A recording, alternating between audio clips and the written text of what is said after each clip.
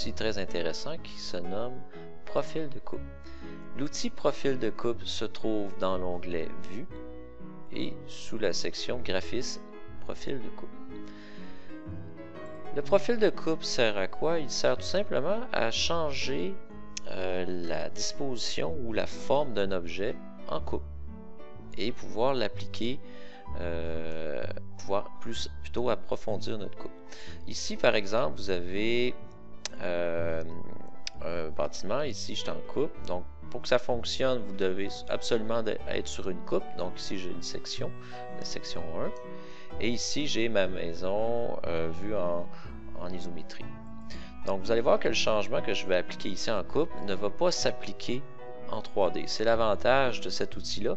Ça crée une modification au niveau de la coupe, donc c'est plus au niveau visuel, mais ça n'affecte pas en 3D. Donc, par exemple, ici, j'ai la jonction de mon mur de fondation avec une semelle. Donc, ce que je vais faire, je vais créer une clé ici, donc une petite encoche dans le béton pour pouvoir, au lieu d'avoir à la dessiner, ben, il va se créer automatiquement.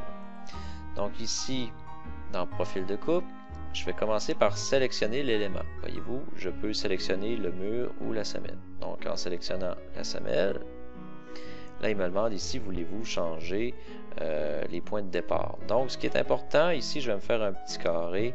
Ce qui est important, c'est de toucher, quand on débute notre esquisse, c'est de toucher à la ligne orange et venir terminer en touchant encore une fois à la ligne orange. Donc on vient modifier le profil qui est pour l'instant un rectangle.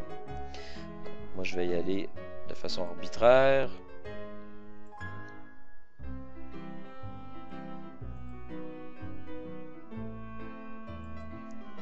Donc comme ça ici. Donc si j'ai terminé, je peux faire modifier.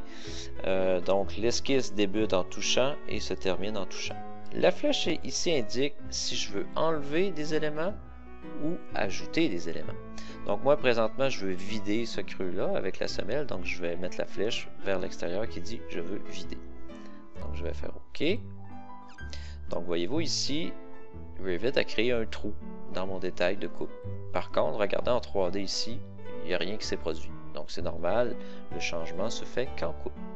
Maintenant je vais extensionner mon mur de fondation de façon à ce qu'il vienne remplir ici le trou laissé.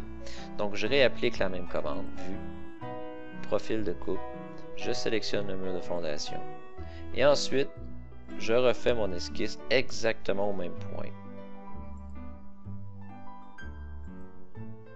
Voilà, donc je vais sortir d'ici et là la petite flèche est importante. Là je veux remplir mon élément, donc je clique sur la flèche pour inverser le sens, je fais accepter.